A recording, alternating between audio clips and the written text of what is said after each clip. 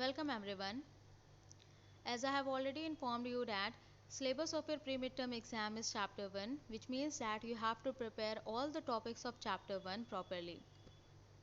We have already discussed all these topics in detail before vacation, and I also provided notes of all the topics of chapter 1 before vacation itself. So I hope that all of you have completed your notebook.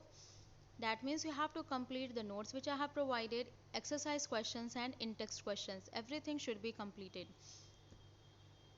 So we were revising chapter 1 and we also revised most of the topics of chapter 1. Only few topics are left, and as I remember, only the topic of evaporation is left, but I also want to discuss few more points, few more topics with you, and that is what I am going to start today.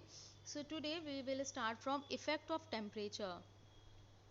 So let us discuss this. So effect of temperature, what will happen when we are increasing or decreasing temperature?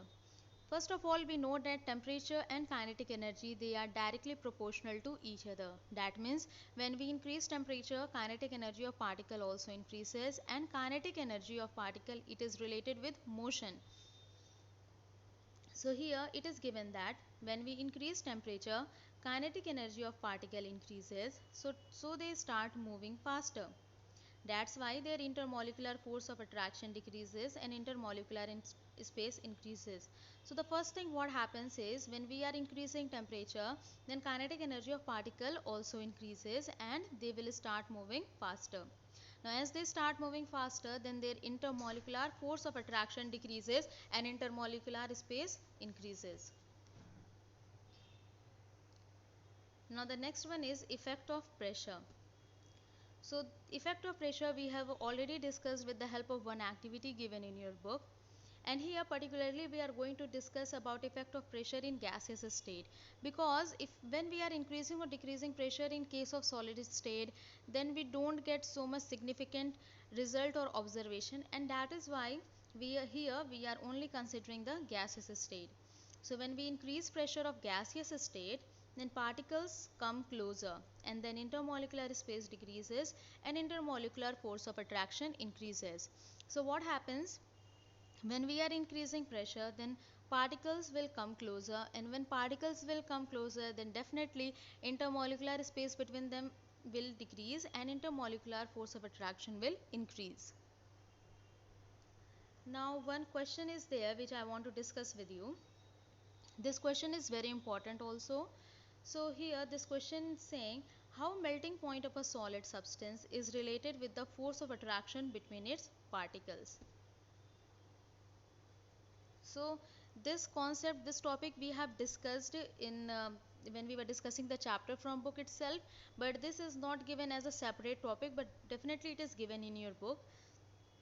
So here the question says that how melting point of a solid substance is related with the force of attraction between its particles. So the answer given is, if the melting point of a solid substance is high, it shows that the force of attraction between its particles are strong. That's why large amount of heat energy is provided to overcome the force of attraction.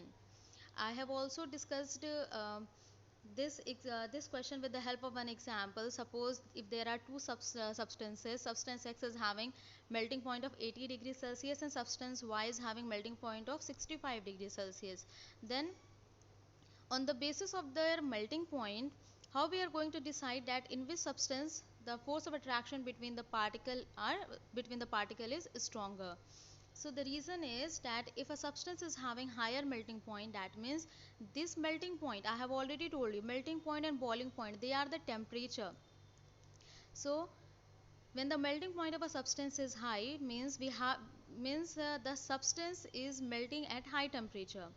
Melting means change of phase is taking place. That means melting means solid is converting into liquid. So if a substance is having higher melting point, so at high temperature substance is converting from solid state to liquid state. So when how we are going to decide on the basis of melting point that the force of attraction between the particle in which substance is stronger? It is because if higher the melting point, then large amount of heat energy we need to provide to overcome the force of attraction so that a substance can change from solid state to liquid state. And that is what it is given here in the answer also, that if the melting point of a solid substance is high, it shows that the force of attraction between its particles are strong. That's why large amount of heat energy is provided to overcome the force of attraction.